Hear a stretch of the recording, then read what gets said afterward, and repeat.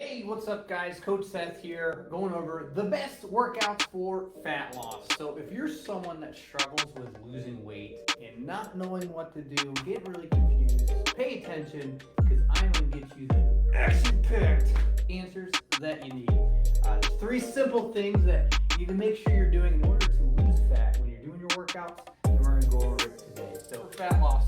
All right, so there's some things that we need to cover, and these are the 3 things that most people mess up on, right? So 3 simple things in order for you to lose weight and make sure that you are in a calorie deficit and drop the fat, make sure your workouts are on point. So curious though, who here that's watching this video currently does workouts? What do you do? Are you doing CrossFit? Are you doing Beachbody? Are you doing a follow-along workout? Or you're one of my clients? Put that in the comments so I can see kind of where everyone's at right now. But the first thing we need to understand first is, what is fat loss? And this is going to play into kind of the next topics here, right? Is what is fat loss? We need to understand exactly what we're losing, right? So your body stores fat in a couple different ways, right? And in order for us to make sure that we are losing weight, right, are losing fat, the first thing we need to do is make sure that we are in a calorie deficit. Now, if you've listened and watched some of my other videos before, basically what that means in body terms, keep it super simple here, right? Is we want to make sure that we are ingesting less calories than what our body needs. Your body has this thing called the BMR, basically metabolism rate, right? Which basically what means that what your body needs to function as is. All right. So what we want to do is we want to figure out what our calorie intake needs to be. That's not my goal for today's video, but we need to make sure we're in a calorie deficit first. So you're not going to lose weight unless we focus on that first thing. So understanding what fat loss is, and understanding that there are certain workouts that are going to target certain things. We want to make sure we have those things on point, right? So understanding what fat loss is make sure that we're burning calories. So that means, like, how do you burn more calories? You want to have workouts that have your heart rate at an elevated rate, right? So we want a higher heart rate. So a good rule of thumb for simple math, right, is what should your target heart rate be, right? So the highest for most people, right, is 220 minus your age. Now, if you're an athlete, if you're someone that's been working out for a long time, if you're someone that's on any medication, all that stuff, this doesn't really pertain to you. But for most general population, just like BMI, which is body mass index, it's a scale they use. Essentially, take 220 minus your age, and that will give you your max heart rate of what you should not go over. But we want to make sure that we have our workouts that are planned to where we are increasing our heart rate at a certain capacity for so long, right? So duration and intensity are 2 major things, right? Is how long and how hard. So how hard are we going? How long we can do it? We want to make sure that we have enough time to recover as well. So recovery is a huge component when it comes to fat loss, right? Recovery. Right? Because if you're not letting your body recover, if you're not ingesting the right foods, and more importantly, if you're not in a calorie deficit, you're not going to lose weight. So understanding what fat loss is and some of those key components is what is critical. So now the next stuff I'm going to go into is the actual workouts of exactly what we need to do. So, but I'm curious, what have you found effective to make sure that you are losing weight? What are some of the workouts that you currently do or have done in the past that have been beneficial for you? Let me know in the comments. All right, so the first thing we're going to be going over today is HIIT, high intensity interval training. All right, so breaking this down, right?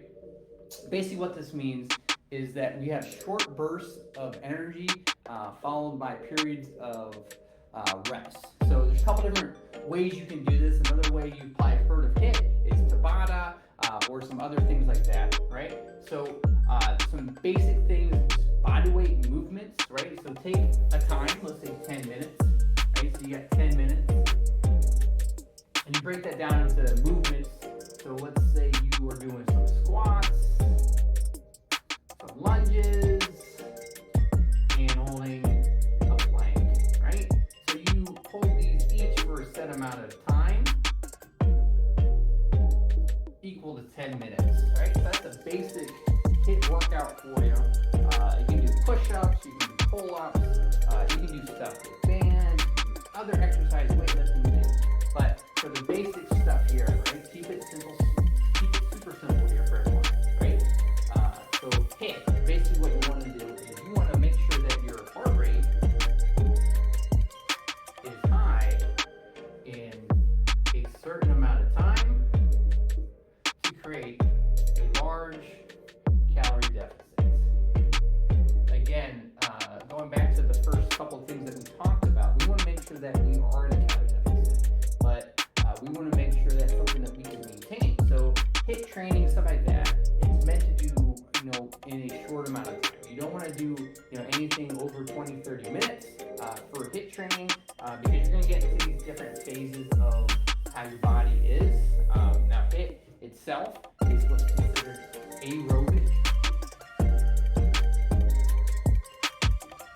and anaerobic phases of what we have. So basically what that means is anaerobic is you're pulling energy source but not using a lot of oxygen. Aerobic is someone that is using a lot of oxygen. So best way to understand this, right, is when you think of an aerobic person, think of a long sprinter, right, or a long distance runner. Long distance runner. Getting ahead of myself here. And then anaerobic is a sprinter, right? So looking at those body types, when you have a long distance runner, you're usually long and lanky. If you have a sprinter, usually they're pretty stout, very muscular, right? So when you're doing HIIT training, that is more geared towards a sprinter or an Olympic lifter, right? So we're just going to get into our next topic here is strength training. But did that make sense covering HIIT training, exactly kind of what it is? Just giving you a bird's eye view here of the best workouts to do. So hopefully if you aren't doing HIIT training, this kind of lines up with some other stuff that you're looking to do. But the next thing, right, is we want to make sure that we have increased muscle, right? So a great way to make sure that you're bringing your body fat percentage down is to increase your muscle. And what's been proven more times than not is incorporating some kind of strength training into your routine, right? Now there's a couple different splits and a couple different things that you can do when it comes to workouts, but the best thing is what you can be consistent with, right? So if you are doing HIIT training, if you are doing strength training, we want to find a good balance there, right? So strength training, what is that, right? What is strength training? Right? So strength training is you're developing your body, right, to the point where you're increasing your muscle mass. Now, if you're in a calorie deficit, it is impossible if you are not using any, anabolic steroids or anything like that to increase your muscle mass unless you're increasing your weight. So I'm going to say that again, right? You cannot gain muscle and lose fat at the same time, right? It's a common myth that most people think, most people fall in that trap. But ideally, what you're doing when you're losing fat is you're undoing your muscle. You're showing exactly what is behind the curtain in essence, right? So if you want to decrease your body fat percentage, we need to increase our muscle, right? And so in order for us to do that, we want to make sure that we're incorporating some good strength training type of routines in what we're doing. So, the basic thing that most people go into when it comes to powerlifting is you have your big three here. You have your bench, your squat, and deadlift. Now, these all can be broken down into exercises, right? A bunch of different, things, but basically what you should focus on is your push, body, if it's lower body, if it's upper body. And so what we want to focus on, right, is building those muscles, building those things that will allow us to increase our muscle capacity, increase our strength. So if our strength goes up, right, if you're increasing your strength, you're going to recruit more muscle,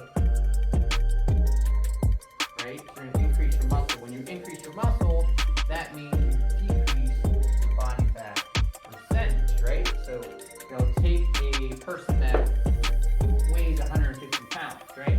Someone that weighs 150 pounds but has 30% body fat is going to look completely different than someone that weighs 150 pounds that has single-digit body fat percentages, right? They're going to show all the hard work, everything that they have, everything's a little more compact. So looking at strength training, make sure that's part of your routine along with the HIIT training, right? So the next component of exactly what we need to do, right, when it comes to making sure that we are allowing our body to have, the best workouts when it comes to fat burning, right, is we want to make sure that we are balancing out the scale of recovery and flexibility. So look at someone that does yoga, right? So if you're local around here and you go to a couple of the yoga studios, a lot of times those people are very elongated. They have great flexibility, but sometimes they're not super strong. And other times, they may be quick bursts of things, but we want to make sure that we have a balance of all these things. So why is it important to make sure that we have our recovery and flexibility part of our routine? Is we want to make sure that we can continue to do these two things at a long time. So calendar year, right? July, all the way to next June. We want to make sure that we have the capacity to continue to do what we do. And if we don't have our recovery, we don't have our flexibility stuff in there, then we're not going to be able to do all those things. And so what are some of the great things that you can do when it comes to recovery and flexibility? Is getting some mobility work and stretching. So stretching. A couple different ways you can do this. You can incorporate just your body weight, or you can use equipment like bands, or even some weights as well. That's beneficial.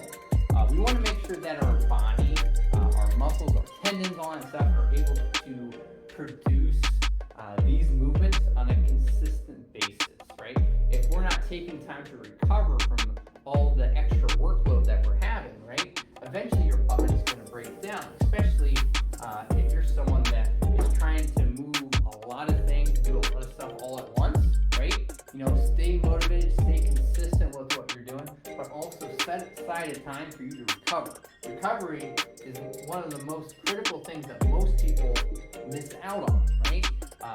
A lot of times when someone designs a diet, when someone goes to workout, they miss this key component, kind of like what I talked about in my other videos, right? And it's critical for you to make sure you have the right stuff in front of you, make sure you're doing the right things, make sure your body's recovering. If not, eventually you're going to have a workload, right? You're going to work out, and then everything's going to start going down, right? In terms of how many calories you're burning, your body fat and weight will stay the same, to start plateauing, right? Which is not what we want. We want to make sure that we can be able to move in the right direction, make sure we're doing the right stuff here, right? So the good news is that all this stuff here, right, is there's a lot of great resources out there, a lot of great things that you can do. And I actually have a program starting up here pretty soon. So if you're a parent who has some kids that are going to school, I have a summer, back to school program starting up. If you want more details on that in the comments below, put summer in all capital letters. I'll make sure I'll reach out to you, get you rock and rolling to better you. But to recap everything that we talked about today, right? We need to understand what fat loss is. making sure that we're in a calorie deficit, making sure that we're doing movements that are going to allow us to burn calories, right?